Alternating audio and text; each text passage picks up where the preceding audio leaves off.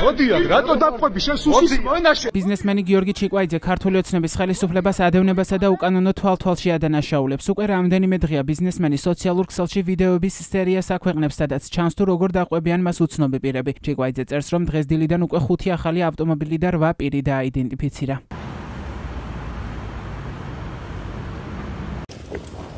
რას დამყვებით, ბიჭო? რას დამყვებით, თო? რას დამსდევ, ბიჭო?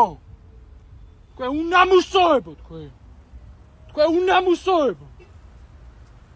აგერ იცოდეთ დამსდევს ეს უნამუსო?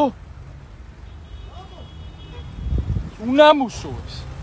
ბიზნესმენმა ყველაზე მეტი მოთვალთვალე გუშინ გამოავლინა, მას უცნობი პირები დილიდან დაყვებოდნენ. გავრცელებულ კადრებში ჩანს, როგორ აედევნა მანქანით გაურკვეველი პირი, ხოლო მას შემდეგ რაც ჩიკვაიძე მისი ვინაობის შესახებ კითხა, მან სახე დაიფარა. აბა ჯიგარო. მოდი, მოიცე, გააჩერე. ვერ გაიქცევი წინ მანქანებითგანა. დაიფარე სახე, მიდი. შესუსის მონა, შესუსის მონა. შესუსის მონა გადმოეთრი მანქანა და მითხარი რატო დამსდევ? თუ პოლიციელი ხარ, ქსივა მაჩვენე. მაჩვენე ქსივა შესუსის მონა შენ. შესუსის მონა გადმოდი ხა მანქანიდან. შესუსის მონა შენ გადმოდი მანქანიდან. ჩიკვაიძეს უცნობი პირები აედევნენ სუპერმარკეტშიც, მას შემდეგ რაც ბიზნესმენმა ისინი შეამჩნია და გადაღება დაიწყო, ისინი გაიქცნენ. გამოხედე მეგობარ, გამომხედე. მოდიათ, რატო დაპყვები შენ სუსის მონაში? მოდიათ ბიჭო. მოდიათ, მოიპარე? იოგურტი მოიპარე? და გდე ძირს შესამარცხინო შენა? შესამარცხინო შენ. ქათამო, მოდი აქ შენ. შენ ქათამო, შენ სუსის მონა. შენ. როგორც ჩიკვაიძე წერს, მასზე თვალთვალი მთელი დღის განმავლობაში მიმდინარეობდა. საღამოს საათებში მას უცნობი პირები დახვდნენ სახლთანაც. რატო დამსდეთ, ვიხარ მეტი? შენ არ გისაწყავ. საქმე რატო გისაწყავ? შენ საქმეზე ვარ მოსული, რა გინდა? წამოვა ბო მაშინისთვის. შენ საქმეზე ვარ მოსული. წამოდი ადამიანს, ხო? წამოდი თქო რა, როზი. წამოდი. თქვენ მაგ მონობისთვის რა მოგივათ ნახავ. იმ ჰეროდეს გადაგაყოლებთ ერთმანეთზე გადაბულს ყველას. წამოდი ერთი. ის მეორე სად დაგემალა?